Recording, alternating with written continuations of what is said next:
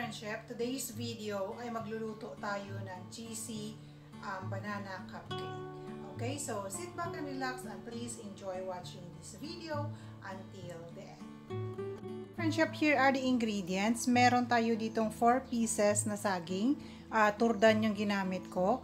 3 tablespoons na melted butter. Meron tayo ditong cheese. Isang pirasong itlog.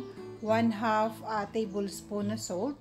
1/2 tablespoon na baking soda at saka 1 tablespoon na baking powder. Meron din tayong 3/4 cup na brown sugar and 1 1/2 cups na all-purpose flour and 250 ml all-purpose cream.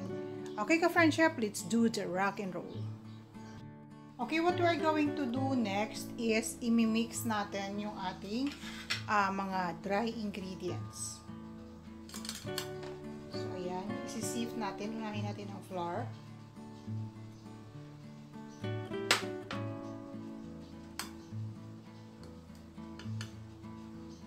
Ayan, just to make sure na walang lumps.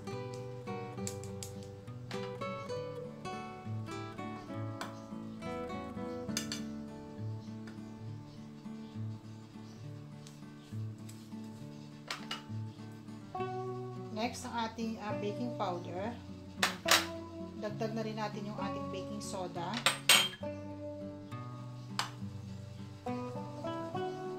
So, ayan. And then, dagdag na rin natin ka-friendship yung ating brown sugar. At saka yung ating salt.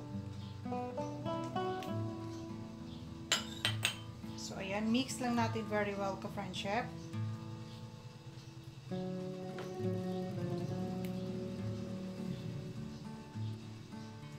Friendship, ito na po yung ating minix na dry ingredients. So, what we're going to do next is imamash natin yung ating saging. Ayan, binalatan ko na siya ka-friendship. Tinidor lang yung gagamitin natin ka-friendship.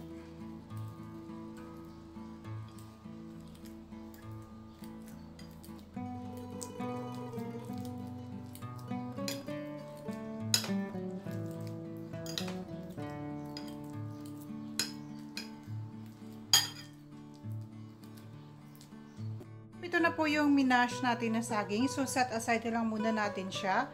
And what we're going to do next is imimix natin ang lahat ng mga wet ingredients. Okay? Yung itlog. Ayan.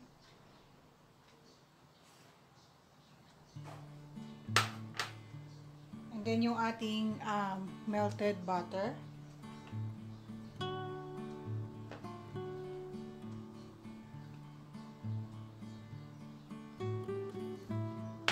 Nakalimutan ko kanina sabihin ka-friendship ang isang tablespoon na cooking oil. And then yung ating ang ating all-purpose cream.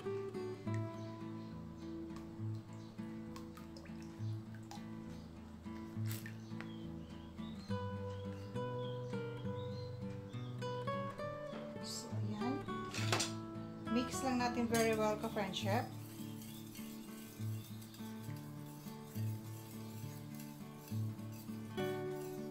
Yan na ang ating wet ingredients ka-friendship. So, what we're going to do next is imimix natin yung ating dry ingredients.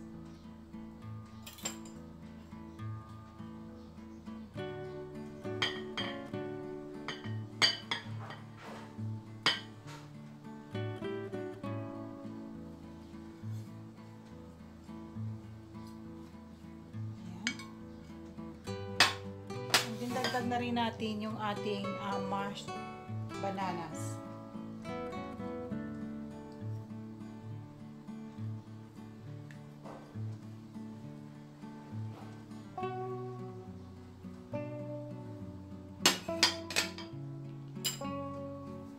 Mix lang natin very well ka-friendship.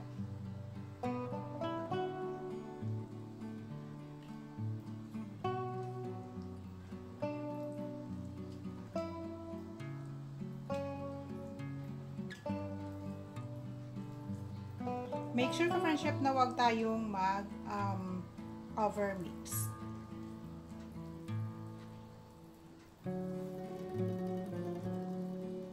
Ito na po yung ating butter. So what we're going to do next is ita-transfer natin siya sa mga molder.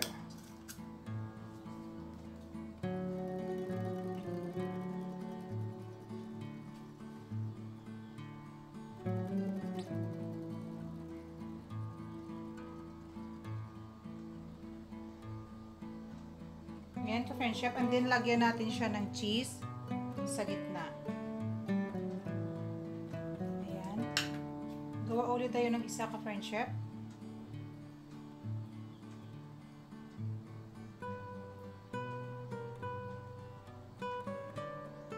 Ayan. Ayan, maglagay tayo ng cheese.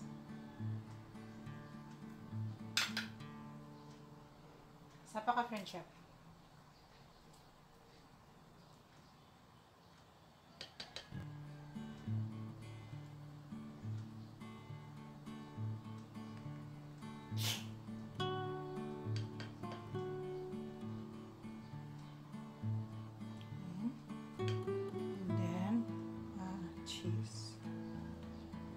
So, ganyan din ang gagawin natin sa lahat ng mga natirang molder natin, ka-friendship.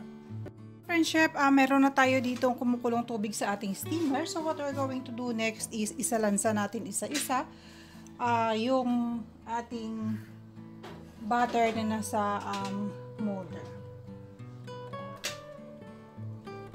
So, steam lang natin siya, ka-friendship, ng at least 20 minutes.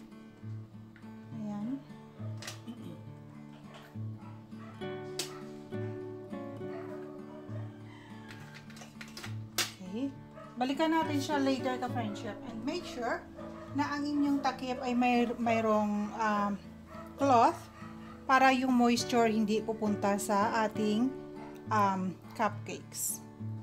So, ayan siya, ka-friendship. Tingnan natin kung luto na yung ating banana cupcake. So, i-toothpick test natin siya. So, ayan, wala nang dumidikit, ka-friendship. Ibig sabihin, naluto na yung ating banana cupcake. Okay, so, i-remove natin siya sa ating steamer, pa-cool down ng kaunti, and then ready for serving na siya, ka-friendship. Ka-friendship, ito na po yung ating finished product, ang ating cheesy banana cupcake.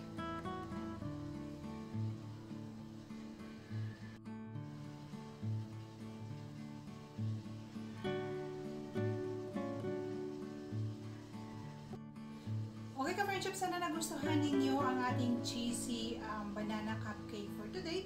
Kindly hit that like and share button, and to those who are new to my channel, please do hit that subscribe button and kindly include the notification bell. And every single comment is highly appreciated. Once again, this is Toto Mira at your service. Always remember, no matter how much it hurts now, someday you will look back and realize your struggles change your life for the better. Okay, thank you very much for watching. See you on my next video. God bless us all. Bye-bye.